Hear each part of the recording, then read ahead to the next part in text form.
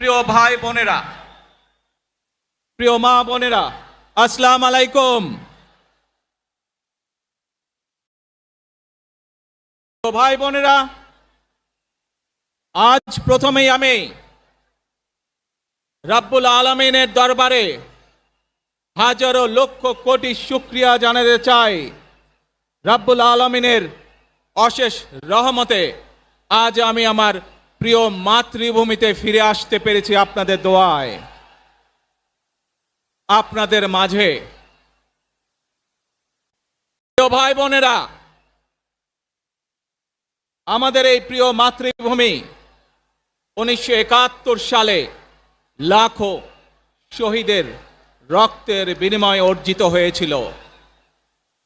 ঠিক একইভাবে 75-এ আবার 7ই নভেম্বর আধিপত্যবাদীদের হাত থেকে রক্ষার জন্য সেদিন সিপাহী জনতার বিপ্লবের মাধ্যমে আধিপত্যবাদের